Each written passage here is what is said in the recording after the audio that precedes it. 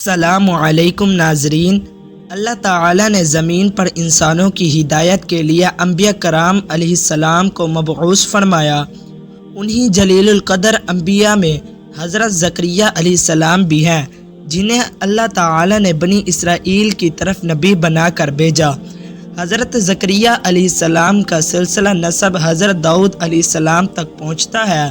آپ ایک ایسے خاندان میں پیدا ہوئے جو اللہ کے دین اور عبادت میں مشہور تھا۔ ان کا بچپن تقویٰ اور پاکیزگی کے ماحول میں گزرا اور بچپن ہی سے وہ اللہ کی عبادت اور بندگی کے عادی ہو گئے۔ اللہ نے انہیں علم، حکمت، صبر اور حکمت عطا فرمائی۔ زمانہ گزرتا رہا اور آپ جوانی کی عمر کو پہنچے۔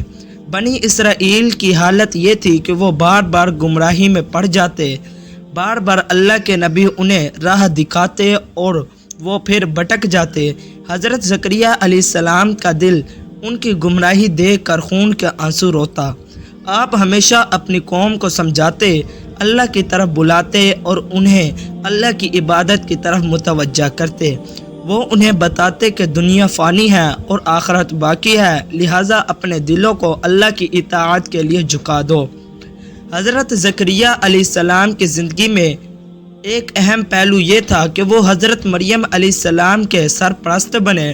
جب حضرت مریم علیہ السلام بیت المقدس کی خدمت اور عبادت کے لیے وقف کر دی گئیں تو ان کی کفالت اللہ کے حکم سے حضرت زکریا علیہ السلام کے سپرد ہوئی۔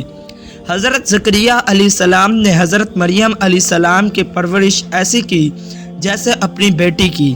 جب بھی وہ ان کے ہجرے میں داخل ہوتی تو حیرت سے دیکھتی کہ وہاں رزق موجود ہے، پھل موجود ہیں جو اس موسم میں کہیں نہیں ہوتے تھے۔ حضرت زکریا علیہ السلام پوچھتے، اے مریم یہ کہاں سے آیا؟ وہ کہتی یہ اللہ کی طرف سے ہے۔ یہ منظر دیکھ کر حضرت زکریا علیہ السلام کے دل میں یہ بات راس ہو گئی کہ اللہ تعالیٰ جسے چاہے، جہاں چاہے، جب چاہے اپنی رحمت سے نواز دیتا ہے۔ اسی واقعے کے بعد حضرت زکریا علیہ السلام نے دل ہی دل میں دعا مانگی۔ ان کی عمر زیادہ ہو چکی تھی، بال سفید ہو چکے تھے، جسم کمزور ہو چکا تھا، لیکن دل میں یہ خواہش باقی تھی کہ اللہ انہیں ایک نیک اور صالح بیٹا عطا کرے جو ان کے بعد اللہ کا دین سنبھالے۔ وہ بار بار اللہ سے دعا کرتے کہ یا اللہ مجھے اپنی طرف سے ایک وارث عطا کر، ایسا بیٹا جو تیرا فرما بردار ہو، میرا مددگار ہو اور بنی اسرائیل کو ہدایت دینے والا ہو۔ اللہ نے ان کی دعا قبول فرمائی اور انہیں بشارت دی کہ وہ ایک بیٹے کے والد بنیں گے جس کا نام اللہ خود یحییٰ رکھے گا۔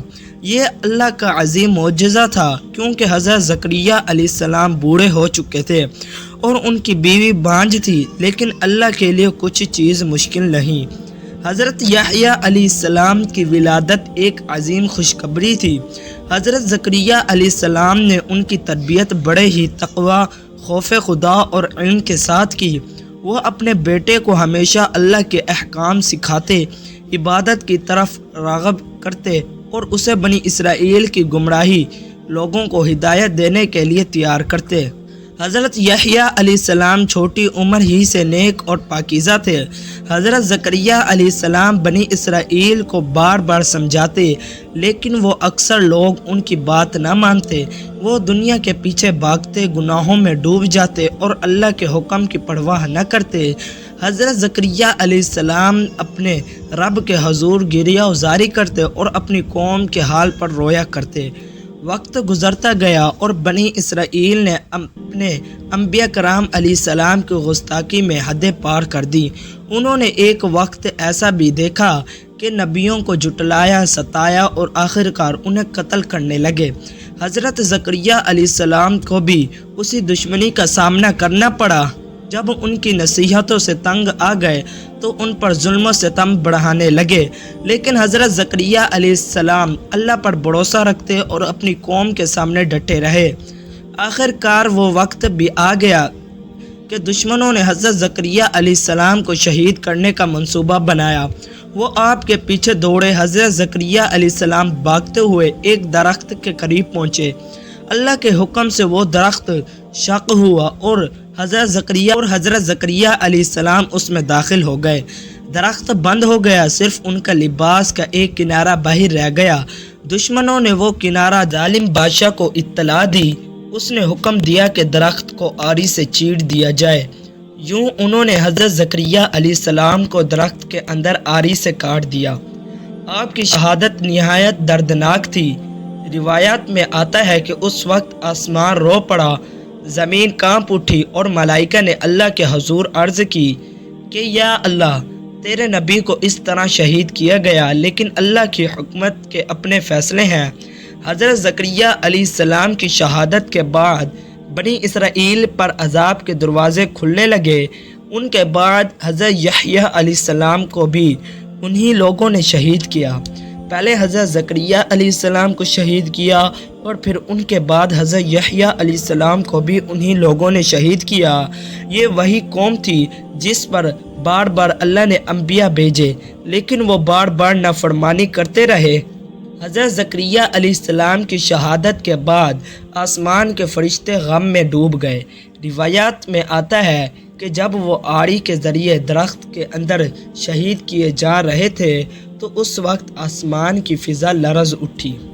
انہوں نے ایک آری کے ذریعے اس درخت کو کاٹ دیا جس درخت میں حضرت زکریہ علیہ السلام چھپے ہوئے تھے۔ انہوں نے حضرت زکریہ علیہ السلام کے ساتھ پورا درخت ہی کاٹ دیا۔ ہوا ساکت ہو گئی اور زمین تھر تھرا اٹھی۔ فرشتوں نے اللہ کے حضور عرض کیا، اے رب، تیرے نبی اس طرح بے دردی سے قتل کیا جا رہا ہے۔ اللہ نے فرمایا، میری زمین اور میرا آسمان گواہ ہے کہ ان کے خون کا بدلہ ضرور دوں گا۔ اسی وجہ سے بنی اسرائیل پر بعد میں سخت عذاب آئے، کیونکہ انہوں نے اللہ کے نبی کا خون بہایا تھا۔ انہوں نے پھر اسی آری سے اس درخت کو کاٹ دیا اور حضرت زکریہ علیہ السلام کو شہید کر دیا۔ یہ تھا ہمارا آج کا واقعہ۔ ویڈیو اچھی لگی ہو تو ہمارے چینل کو سبسکرائب کر لیں۔ اللہ حافظ۔